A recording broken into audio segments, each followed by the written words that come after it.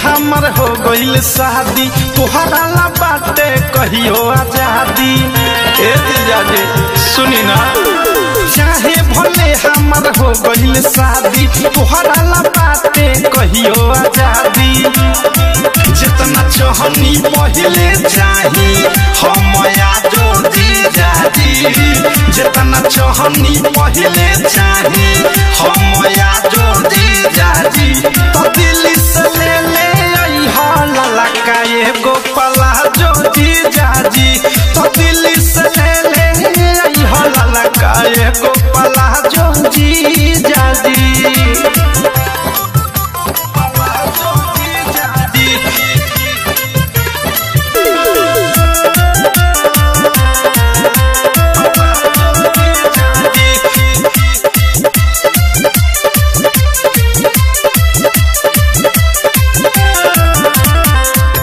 मन होई खुश जहिया अइब तू घरवा, तोहरे दिहल पेन्हले रहेम सूट सलवारवा।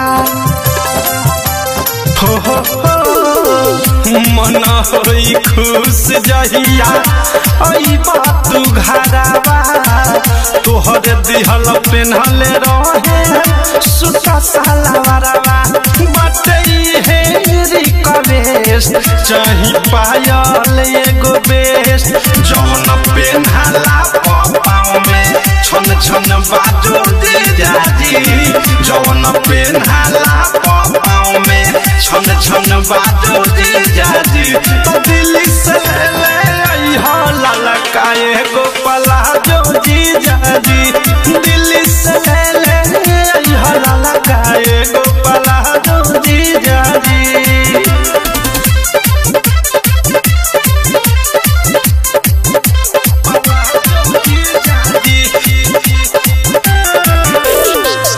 गिफ्ट दे दी मस्त ये तने कष्ट उठाली, दुइये बहिन बानी बानी दुलारी साली।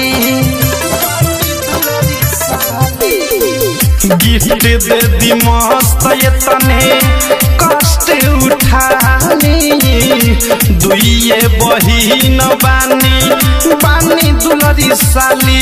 सुनी प्रेमी अवधेश संगे नीरमल जोगेश, देख के भौंकदा जाए अनुराग बजाजो जीजाजी, देख के भौंकदा जाए अनुराग बजाजो जीजाजी।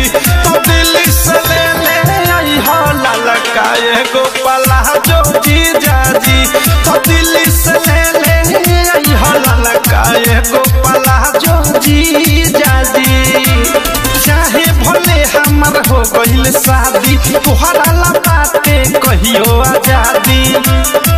जितना चाहनी पहले चाही हम आजो जीजाजी, जितना चाहनी पहले चाही हम आजो जीजाजी। तो दिल से ले ले ललका एगो पलाजो जीजाजी, तो दिल से ले ले ललका एगो पलाजो जीजाजी। अगर आप भी चाहते हैं SK म्यूजिक की ऑडियो वीडियो सबसे पहले आप तक पहुंचे तो मेरे चैनल को सब्सक्राइब करें और बेल आइकन दबाना ना भूलें।